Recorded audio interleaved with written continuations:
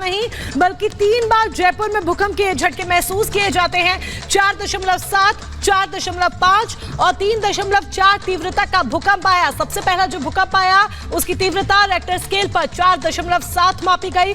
दूसरे भूकंप की तीव्रता 4.5 मापी गई और तीसरे भूकंप की तीव्रता 3.4 मापी गई। पहली बार जो भूकंप आया वो 4:09 पर आया था। तो राजस्थान में महज 15 मिनट के अंदर 3 बार भूकंप के झटके महसूस किए गए, जिसने सुबह सुबह लोगों को दहशत में डाल दिया। देखिए रिपोर्ट। 15 मिनट में एक नहीं, दो नहीं, 3 बार भूकंप के जोरदार झटके, विस्फोट जैसी आवाज, सड़कों पर सहमे लोग। ये तस्वीर राजस्थान के जयपुर की है, जहां सुबह 4 बजे लोग घरों और अपार्टमेंट से बाहर निकल गए। 10 मिनट के अंतराल में लगातार 3 बार भूकंप के जोरदार झटके महसूस किए गए। तेज आवाज के साथ भूकंप ने लोगों के अंदर डर पैदा कर दिया। राजस्थान की राजधानी जयपुर आज भूकंप से हिल गई। भूकंप का पहला झटका 4:09 पर आया, जिसके रेक्टर स्केल पर तीव्रता 4.4 थी। दूसरा झटका 4:22 पर, जिसकी तीव्रता 3.1 और तीसरा झटका 4:25 पर आया, जिसकी तीव्रता 3.4 आंकी गई। फिलहाल भूकंप से किसी भी तरह के नुकसान की कोई खबर सामने नहीं आई।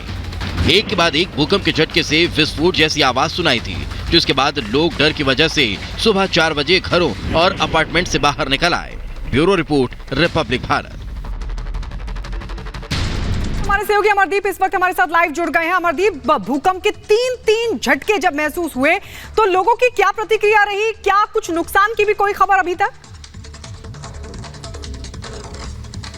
देखिए, सुबह जिस तरीके से भूकंप आया, अचानक से तड़के 4 बजे के आसपास जब भूकंप आया था तो लोग समझ नहीं पाए तो स्थिति इतनी भयावह हो गई कि घरों से जब निकल रहे थे उसी बीच में भी झटके आने शुरू हो गए। तेज आवाज के साथ भूकंप के झटके अचानक से आए थे, लोग समझ नहीं पा रहे थे। लेकिन जब अपार्टमेंट से, घरों से जब बाहर सड़क पर निकले तो उसके बाद उनकी परेशानी जो है और बढ़ गई थी कि क्या वापस से भूकंप आने वाला है, क्योंकि झटका जो पहला झटका था वो बहुत ज्यादा तेजी से था और आवाज के साथ, बहुत भयानक आवाज के साथ में तमाम घटनाएं घटके थे। उनसे सारे लोग डर के सहम गए और उसके बाद में सब अपने अपने घरों से बाहर आकर के सड़क पर करीब 1 से 1.5 घंटे तक रहे, पार्कों में रहे। और उसके बाद कई जगह ऐसी थी जहां पे हनुमान चालीसा का पाठ और मंदिरों में लोगों ने भजन कीर्तन करना शुरू कर दिया था, क्योंकि जिस तरीके की घटना थी वो छोटी घटना थी, एक बड़ा कोई भी हादसा हो सकता था। अब गनीमत रही कि किसी भी तरीके की कोई नुकसान की कोई खबर नहीं आई है, किसी भी तरीके का कोई जनहानि या किसी भी तरीके का कोई